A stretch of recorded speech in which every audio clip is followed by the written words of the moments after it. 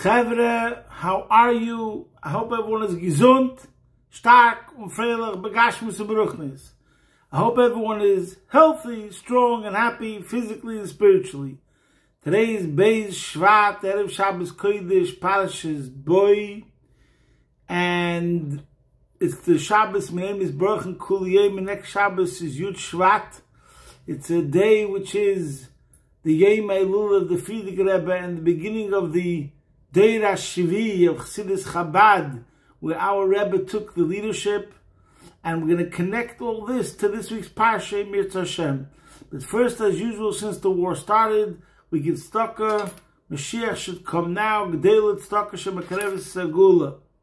Now we're going to say a prayer and connect it also to what we're going to speak about today, which is, as usual, one of the most fundamental concepts as we see in Chassidus, how everything is connected is beautiful. And today we're going to say the posuk which says La Yudem Hoy Sa Oira V'Simcha V'Sosim V'Kor Kein Tiela. No, we say this Mitzvah Shabbos by Havdalah, that for all the Jews there was light and joy, gladness and honor.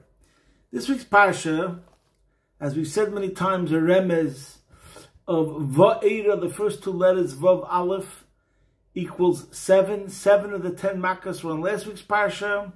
This week's Parsha is Boy, Beis Aleph equals 3. And this week is the remaining 3 makas. The makas of Arba, locust, makas Cheshach, darkness, and makas Becheres, the death of the firstborn of the Egyptians.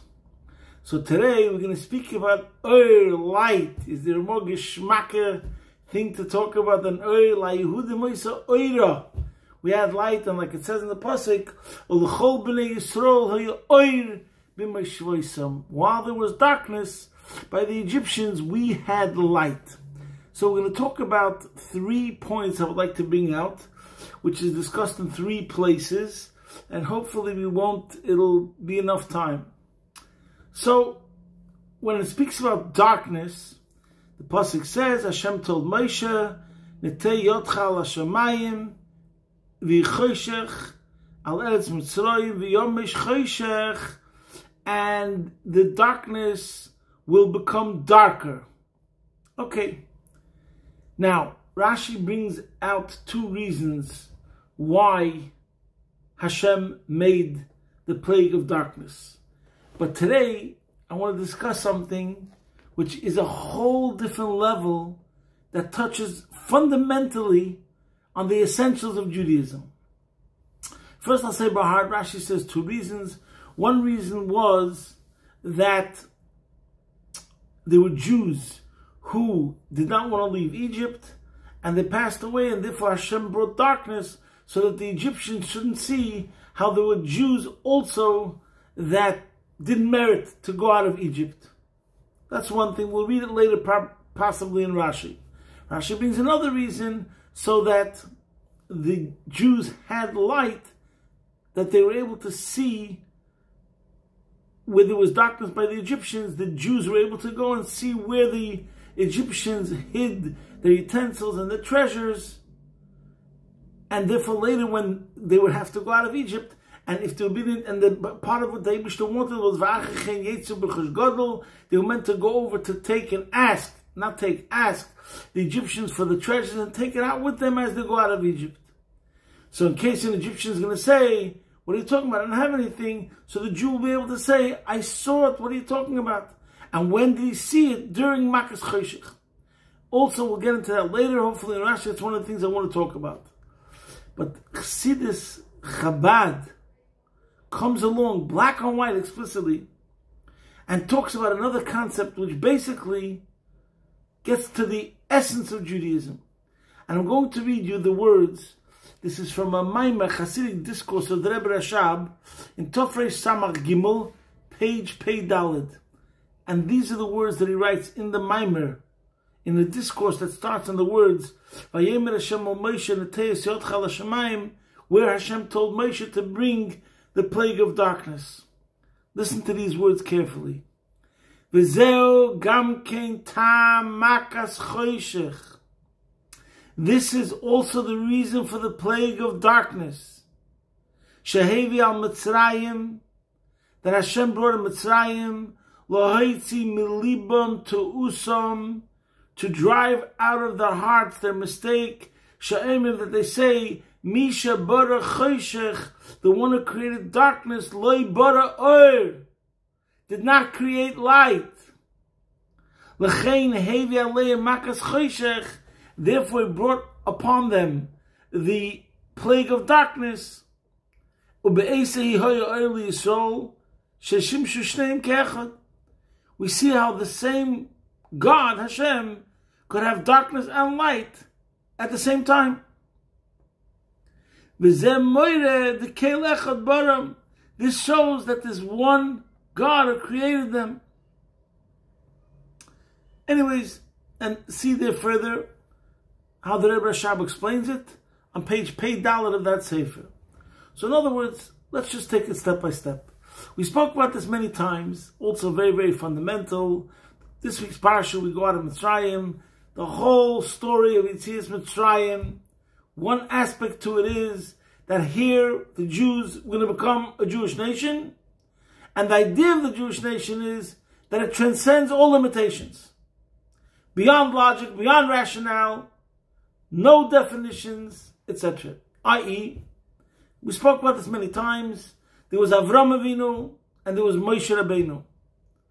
And this answers another question that we also spoke many times. Why is it that when Hashem appeared to the Jews by Matan Torah, by the great revelation, Hashem says, Anoichi Hashem Elikecha Asher Etzisicha Meretz Mitzrayim, I am the Lord your God that took you out of Egypt. And he doesn't say Hashem Berasi Shemayim V'Aretz, that he created the world. You think that the exodus from Egypt is just one happening, one event in the history of mankind, in the history of the world. But creation includes everything, time, space, and the entire history of the world. So if Hashem is going to introduce himself and say, hello, I am Hashem, the creator. So there's many answers, and really all the answers are interlocked. But one of the answers is that Bereshis bara Elikim, creation of the world, can be connected to Shem Elikim, Elikim b'gematria teva, nature. But Anoichi Avaya Elikecha is talking about Anoichi Misha Anoichi, the essence of Hashem himself. Havaya, the shame of Yud Kei Vav Kei Shem HaMeforish, the high name that shows on Bleakvul, infinity, not finite. Okay, so let's think about this for a second. Avram Avinu, the first Yid, Echad Hoya Avram, was alone against the whole world. El Givena Echad Dikir, as Chassidus says, his point, his mission was to spread the idea of Hashem is one. There's one Hashem. That was his idea. But that idea itself could mean, like for example, if you go to a regular person, let's say I'm just going to give you an example, and you say, do you believe in God? Like in the American coins, in God we trust. So most people, let's say, for argument's sake, will say yes, they do believe in a God. What's God? It's a force, it's a power, and for lack of a better word, Mother Nature. They see clearly how nature beats anything that is man-made. Right now, and could be I mentioned in BC, I'm not sure, we see with the wildfires in California, Hashem Yirachem, it's the year 2025. We're so sophisticated, we're so advanced. We accomplished so many amazing things. But a simple fire in the year 2025 could wipe out an entire neighborhood. And we couldn't deal with it. So in other words, even a regular average person understands that we have the forces of nature that beat anything that's man-made. And no one can control nature 100%. Because it's from Hashem himself. So now let's say if somebody looks at Hashem, a goy, God, and they say, what is God? Mother Nature. But what about, could Hashem make 2 + 2 = 5? Could there be fire and water together? Etc., etc., etc. Things that defy all the laws of nature. Beyond nature completely. That the Egyptians could not agree upon. And this, as we said many times, when Moshe Rabbeinu came to Pari and Pari said, who sent you? Hashem sent you. Who is Hashem? Mashmoi. And Moshe Rabbeinu says, Eka she'eka, I am what I am. In other words, not anything related to the world. If we say Hashem as a manager, Hashem as a director, Hashem as a controller, Hashem as a boss, Hashem as a master, Hashem as a conductor, okay, all that they understand. There's a force, and the definition of that force is that it's connected to things of this world and created things of this world. But what about something that transcends it? What's that? The definition of this Hashem is that it has no definition that they can't relate to.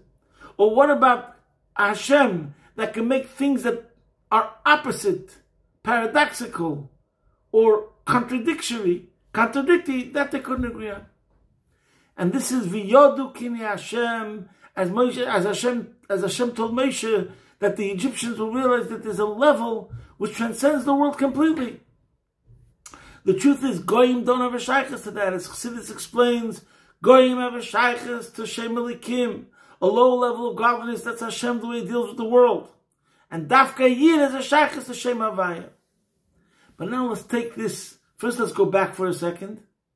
Over here, what he's saying is that Lohaitzi Melibam Terusam, there were actually those in the world at the time of Matan Torah, at the time of Yetzias Mitzrayim, that they believed that there's more than one God B'chlal. There's different forces. There's not one Rishuyas. There's not one power. There's not one force. That's not even that they believed in one God, but I'm just saying in general. So first of all, this is what he says in the Maim over here, that there's people that believed in opposing deities or multiple deities. There's different forces that are going on. Like it says in the Maim over here, there's one force that creates fire, there's another force that creates water, there's one force that creates day, and there's one force that creates night. Okay, now, and this was going to show, no, there's only one. But let's take it deeper, and this is the real Chassidus and the real Vort and Avodah. And that is Havaya Velikim Kulachad. As we explained many times, that by the Eibishter, Nes and Teva are exactly the same. Havaya Velikim Kulachad. Anoichi, the essence, is the source of Havaya and Elikech. Now this is really the ultimate of what means Yetzias Mitzrayim, transcending all limitations. Even the concept of higher, lower. In other words, a person can mistakenly think, we have Hashem, and He Taka is the one that sets up a system, and He made a system that this is higher and that's lower.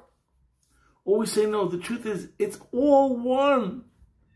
And the difference in Avodah, as the Rebbe explains in many places in Likutei Sichos, that you have to realize that the whole shlichus, the whole purpose is, let's say we're talking about in the language of darkness, that even what's seemingly darkness, you should realize is really light.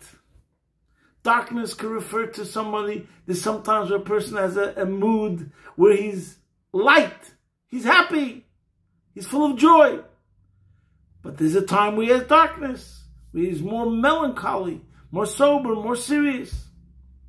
You have to look at everything. Havaya v'elikim kulachad. I have to bring the light into the darkness and show that darkness and light is not a contradiction. We know how to use out darkness. HaChoshech atzma yoyer.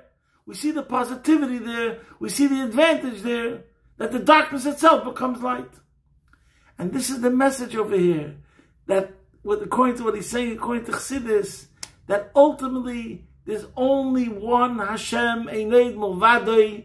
There's nothing really higher, there's nothing really lower. And we're learning about this also in the Maimon of Basi Lagani this year, that there's Lamaila, Maila, and then Ketz. We'll call that higher and higher to no end. Or Lamata, Mata, the Tachas, lower, lower to no end. But really it's all the same, it comes from one source. So that's one message. According to Chassidus, in why there was this plague of darkness, and like he says in the Maimer, to realize that the darkness is really light, and the light could be darkness, and it's all godliness, it's all divinity, We just have to know how to bring out the divinity in everything equally. Okay, so that's mamish. We're talking about the essential concept of Judaism in a theological level of Chassidus. And that was the point, as the Rebbe Rashab says over here in the Maimer, that's the point of Makas Choshech, to introduce this concept in the world that there is no difference.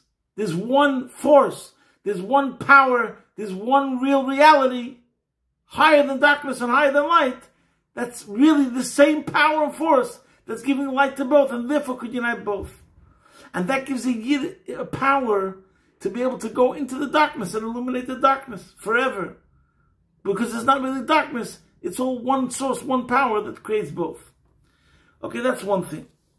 Now, another point, which I'm going to say, this is one of the most famous Torahs of the Rebbe, and we'll say it now because this is where Rashi said the word, that during Makas Choshech there was a darkness, and the darkness was there for some Jews that were not willing and not interested in being redeemed. So the merit of the whole idea of redemption could not work for them because they were anti-redemption.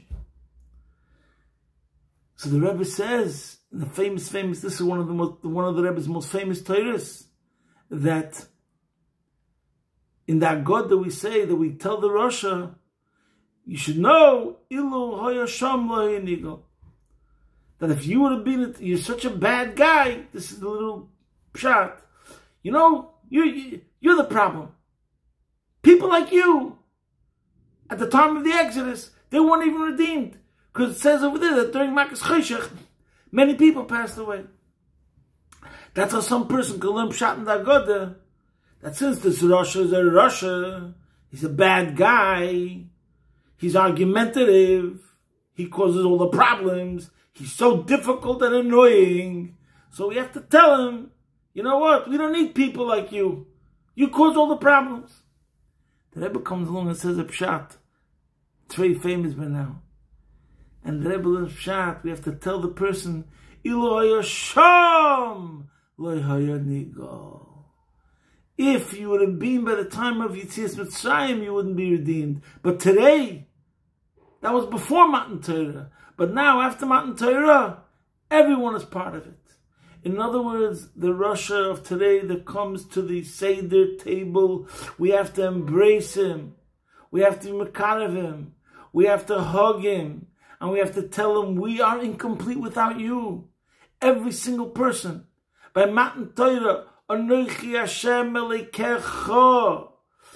From the time of Matan Torah, Hashem chooses every single Jew on an individual level without any exceptions. There's no exceptions. It's a deeper level of intimacy, a deeper level of bond, a deeper connection. So therefore it's important, when we learn this Parsha, and we talk about that there were some Jews that didn't go out of Egypt, we have to immediately clarify and say, that was then, before Matan Torah, but now it's different. Because of Matan Torah, we have a deeper relationship. Now I want to say one more point. This is what I'm going to say now is a sikh of the Rebbe in Chelik Lamed Aleph, where the Rebbe explains about what was Makas Choshech. And the Rebbe goes into a Rashi and a Medrash. There's different ways to learn Pshat what happened. What happened was that it became dark by the Egyptians. And the miracle was that over here the darkness was a whole different nature of darkness. It had substance, as Rashi says, vayomash, that v'yomesh, you could touch it, it was tangible, and they became paralyzed, they couldn't move, etc. See Rashi. That's one level to learn Pshat. But according to the Medrash Mechilta, the Pshat is that what happened over here was not only that the Egyptians had darkness, and by us was just regular light, but much greater than that, we didn't have stam light. We had a light like X-ray vision. That even, what does it mean that we saw where they had their money and their gold and silver and the treasures? Not only that, we could walk around and see what was in open, but even if they had buried treasures, and even if it was uncovered, it was in barrels, we were able to see through the barrel and into the ground, supervision, where they hid the treasures. So the Rebbe goes into a whole sikha about why Rashi doesn't say that pshat, see there. But the point is that the Eibishter makes miracles one way or the other. How many miracles he makes, whether it's a complete additional miracle so that you should be able to fulfill your shlichus, or whether it's only the miracle on the part of the Egyptians, the Makkah, that they had such a strong darkness. The point is, the Eibishter makes miracles, he gives us powers, so that we should be able to carry out our shlichus, no matter what it is. And let's go with the pshat that we're saying that there was that miracle, that it wasn't only a miracle that we had light, but it was a light that was a supernatural light, supervision, X-ray vision. We could see through walls. So whilst the Egyptians had blackout, it's the first blackout recorded in the Torah, we had supervision. Now, by the way, as a side point, there's a Mechilta or Medrash that says a pshat. Later on in the Parsha, it says that we found favor, the Jews found favor in the eyes of the Egyptians, and therefore they gave it to us willingly, all of their possessions. So according to the Medrash, what does it mean that we found favor in their eyes? It goes back to what it said in the beginning of the Parsha by Makas Choshech, that none of the Yidden took any of the possessions during Makas Choshech. So I was just thinking about it, the contrast of the world.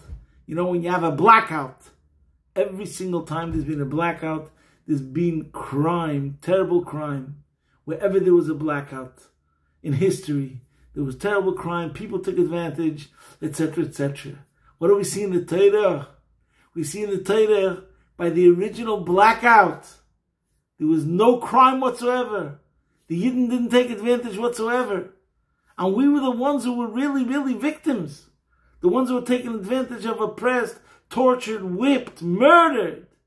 And nevertheless, we didn't take anything away from the Egyptians. And it was because of that the Egyptians were so impressed. Wow! Every single Yid could have done what they wanted to the people who were previously the ones who oppressed them and tortured them and killed them. They could have walked away with who knows what. And they didn't walk away with anything. So that's what it means that they found favor. We found favor in their eyes, that afterwards, when we came to leave, they were happy to give us things. They were so impressed with the Jew. Anyways, so let's get back to the vort over here. The vort over here is that when it comes down to it, like we see in the story of Chanukah, that the Eibishter made an extraness because he was Chviv in Yisrael. The same thing's over here. We're saying that when it comes to a situation where a Jew needs help, or even if he doesn't need it, the point is, even if you don't need it, the Eibishter will give you the double-powered, supernatural miracle in order to make it easy for you. And Yesh Shleima, this is the remez to the words boy. Just I like Ramazim. Boy, we said before, equals 3. Maybe boy could equal Beis Oir. There was double light. There was a light. The fact that we had light, we were able to see, and the Egyptians weren't able to see. But not only that, Beis Oir, there was a double-powered light that was able to see through walls, see through the ground, see through barrels, in order for us to accomplish our shlichus, to make sure we'll be able to elevate all the sparks when the time came to, in case the Egyptian would say that I don't have anything. And this is connected, amazingly, in tomorrow's Hayom Yom, the Hayom Yom of Gimel Shvat. He says over there that the Tzemach Tzedek wrote about the Sefer Torah Oir, which, by the way, that's the first lesson. What does it mean, Oir Torah? The Gemara says, La Yehudim Hoisa Oira Oira Zu Torah. So the lesson we have to take for this parsha is, learn more Torah. Kinei mitzvah Torah Oir. It has to illuminate our life. It will make your life different in the darkness. You'll see things, you'll understand things, you'll appreciate things. It's sight itself, but not only regular sight, Beis Oir, it's a double light. It'll be able to give you clarity in the greatest darkness you can imagine and see things that no one else can see. So in that Yom Yom of Gimel Shvat, it says, it's words of the Tzemach Tzedek, where he's talking about the Sefer of the Alter Rebbe called Torah Oir. And he says, V'shema mechaber noloi, the name, the author of the Sefer Torah Oir is Shnei Oir. It's appropriate, it's befitting, it's beautiful. And he says, K'moi v'ahavta b'gematria beis pomim Oir. The name Shnei Oir could be split up, Shneir, the name Shneir could be split up to Shnei Oir, 2 lights. And the gematria, the numerical value of the word Shnei Oir is 2 times Oir, which is 414 is Shnei Oir, and the word Oir is 207. 207 times 2 is 414. And he says that V'ahavta is 2 times Oir. So he doesn't explain why V'ahavta is 2 times Oir. But maybe you could say, number one, in the learning, the idea why the Alter Rebbe is called Shnei Oir, 2 lights, is because the light of Nigla, the Torah, the revealed part of Torah, and the hidden part of Torah. So I imagine that there's a love of just learning Torah, Nigla Torah. That's one level of love.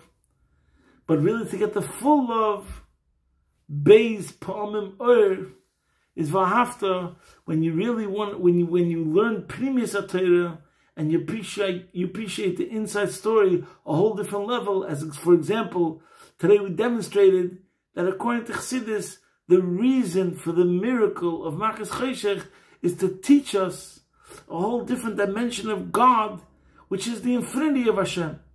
In other words, like that the definition of Hashem is no definition, as we said before. So it's a whole different story. It's about the nature of Hashem himself. If we learn Parshas Pshat, Machas Cheshech means because there's something that we have to accomplish in this world. So therefore Hashem gave us a tool, a double light. But if you're learning it according to Chassidus, it's a whole much deeper level. So in any case, so the Rebbe should help every single one of us. Every single one of us should be blessed that there should be light in our dwellings. But it shouldn't only be a single light. It should be a double light. And the double light is B'gematria V'ahavta. It will bring us to a greater love. So it goes both ways. Hashem gives us a double light, even though we might not necessarily need it, because it was great love to us. And that reciprocates in our part, that V'ahavta, we love Hashem more. Amen, amen, amen. Kein Yehi Ratzon. And this is also connected to Yud Shvat, that the Frierdiker Rebbe came to America and continue with the Rebbe. Yud Shvat is connected to both the Frierdiker Rebbe and the Rebbe, which is a modern world, a city life, where everyone thought before Chassidus and Yeshivas came to America, they looked at America as the Treif of Medina. It was Treif. It was considered, how we're going to bring Torah as a center of Torah, as it was in the world, Europe, before World War II. And the end is, Baruch Hashem, we have Beis Oir. We're able to go into a modern world, into a secular world, into an environment which might be completely opposite seemingly, and we take the question and it turns into an answer. We take the contradiction and it turns into a proof. And that's what it means, that even in something which seems to be darkness, we bring out the light. And the Eibishter sees the way we do our shlichus in elevating all the netzutzis, wherever we are in the world, as we went out of Egypt, after we elevated the sparks of Egypt, and it was through the light, so too it should be now. Take of Mad Mamish, Begula Mitzvah Shlema, Amen. Posting from my home, Be'ez Hashem Yisbarach, your man in Melbourne.